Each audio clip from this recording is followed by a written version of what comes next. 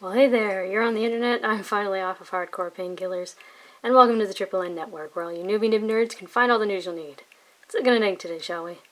Now, today's ink, in sample form, is by DeAtramentis, and it's one of their inks named after a significant person in history. Do they have a specific series? I know they have like authors and artists and things. Anyways, this one is Edgar Allan Poe. And I actually very much enjoyed Poe as a kid, or I guess I should say like a young teenager. I am severely dyslexic and essentially couldn't read like a normal person until I was in the 7th grade. But pretty much as soon as I managed to teach myself how to read, I got this at a used bookstore, and it's actually falling apart. I used to put it in my back pocket. In fact, there was one summer I was working at a summer camp, and this lived in my back pocket. I was like 14 or something. But yeah, very much enjoyed the writings of Edgar Allan Poe. However, the guy was messed up. He was born in, I think, 1809 in Boston. He was like orphaned as an infant, like sent to live with some guy, like, you know, family friend or something. And so then he was sent to college, and he had to leave because of gambling debts. And then 4 years later, he went to West Point, and he got dishonorably discharged within a year. And then he married his first cousin, who was 13. And then she died like 9 years later from consumption, and he died from like drinking himself to death. And he started a newspaper, and it failed, and like people never paid him properly for his writing. I mean, poor guy. But anyways, fascinating guy, questionable as a human being, but wonderful writer. Let's check out the ink.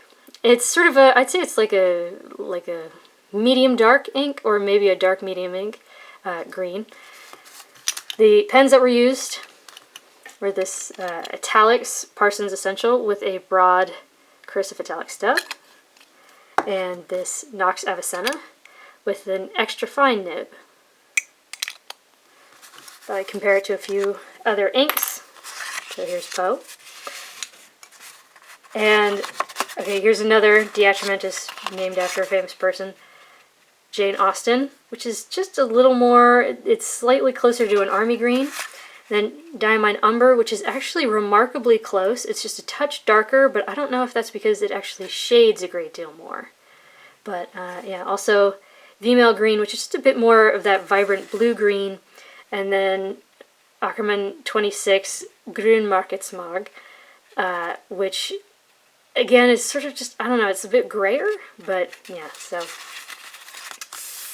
check out the chromatography. It has this sort of like gray-blue dot down at the bottom, and that sort of continues lightly until it goes into sort of a more vibrant blue, and it has these almost yellow bits at the edge. And then I let it dry, which is not how you're supposed to do it. But that blue-gray gets much darker, and you see less of it between there and the band at the top. But there's still sort of that yellow in bits, so fascinating. Let's check out the paper test. Top down in density, Clairefontaine, 90 grams per square meter. Yep. So the extra fine took 6 seconds to dry, and this Broad Cursive Italic Stub took 7. But as you can see, those are downstrokes, so that's the, you know, broad flat part of the nib pulling the ink down.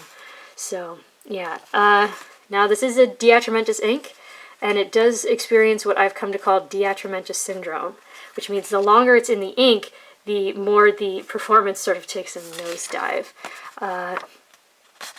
But this one, that nosedive started rather quickly after about 3 days.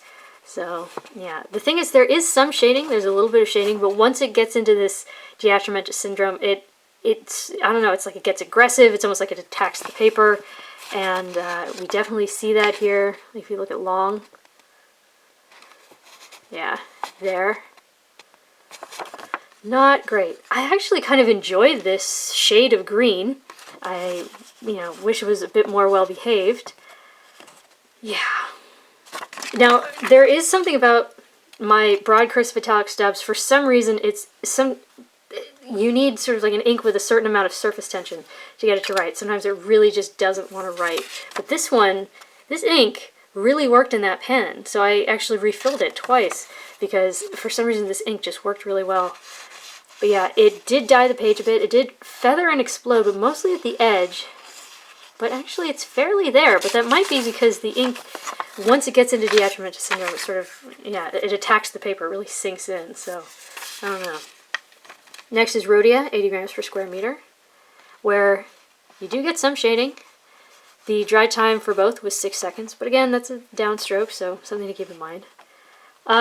Again, we got that feathering, but it's really only right along the edge. Which makes me think maybe there's a part of the paper that's just particularly susceptible to it.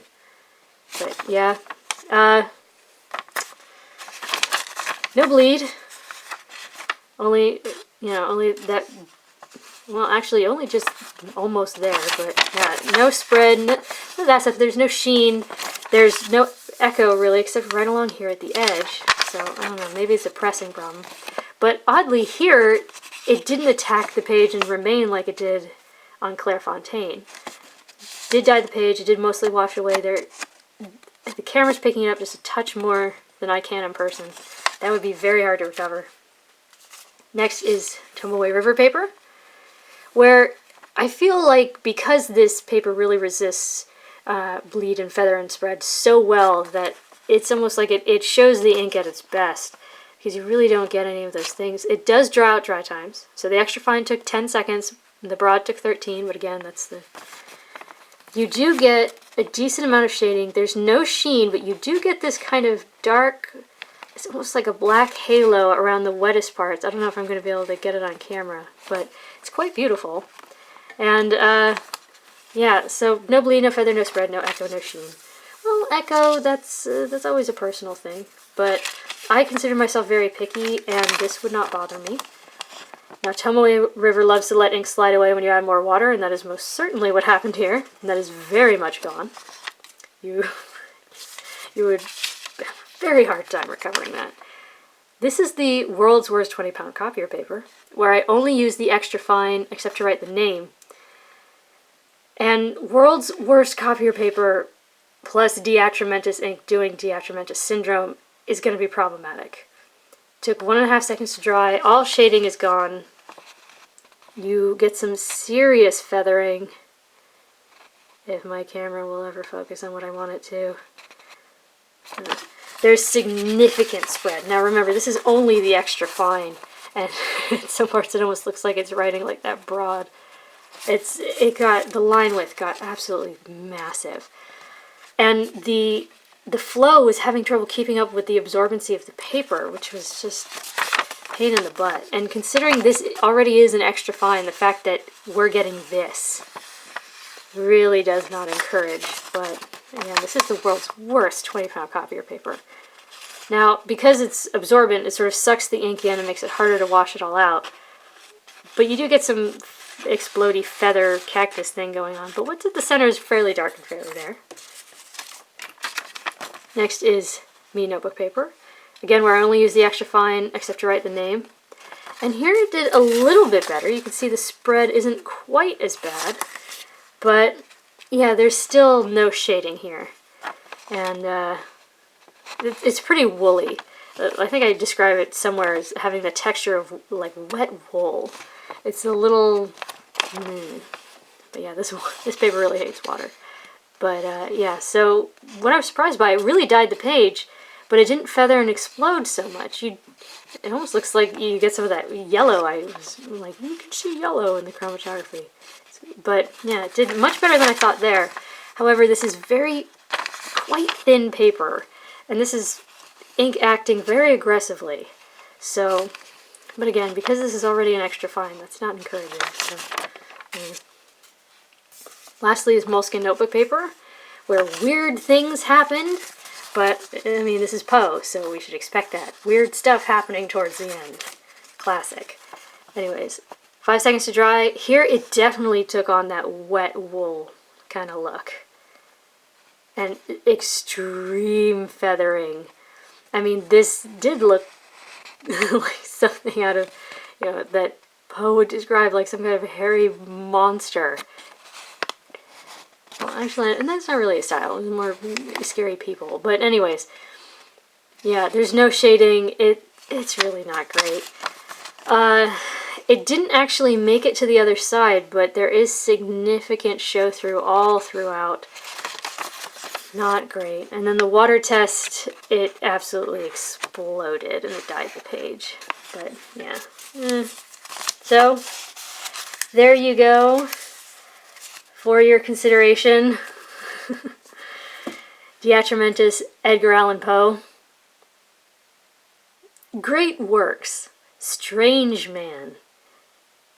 Problematic ink. Lovely shade of green.